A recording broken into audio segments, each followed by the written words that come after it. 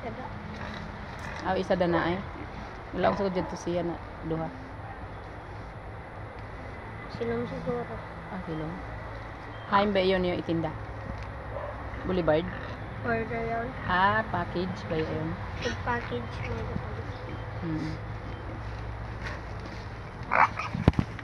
Hala.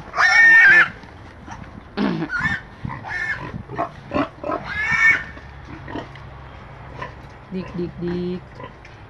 So yun mga kadiskarte, dalawa na lang yung tira. So ito binayaran na rin to. Yan, binayaran na rin yan.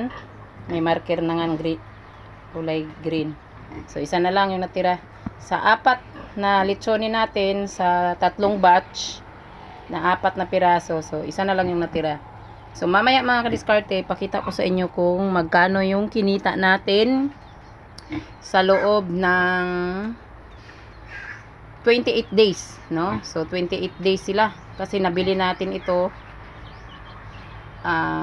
October 6, dumating sa atin October 6. So ngayon November 4. So 28 days lang, no? So yun. So yun mga kadiskarte, papakita ko sa screen mamaya kung magkano ang kinita natin sa loob ng 28 days na litsoning baboy. So yun mga kadiskarte, ito na yung napagbintahan natin sa ating mga litsoning baboy. Ayan. So nabenta natin sila ng tag 7,500 ang isa. Ayan. So ngayon mga kadiskarte, ay wala nang laman yung ating kulungan. So yung third batch natin na mga litsonen na 4 na piraso, so kanina lang kinuha yung isa. So bali 33 days since nabili natin. So nabenta natin siya ng 8K.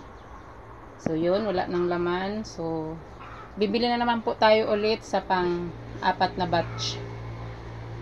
So yun, papakita natin sa screen ang ating kinita sa loob ng 33 days kung magkano lahat. So yun yan, sa kabila yung ating dumalaga. So ang ating dumalaga ay na-EI na yan kahapon, kagabi. So kaninang umaga, pag naglandi kasi ito mga kadiskarte, wala tong gana kumain, oh. Hindi niya inubos. Hello! Buntis ka na? Buntis na. So, ito, pangalawang EI niya na. Kasi, nag-reheat siya nung unang EI natin, pina-EI natin, nag-reheat siya. So, ganyan yan. Pag naglandi, hindi yan kumakain. Kunti lang. Hindi niya inuubos.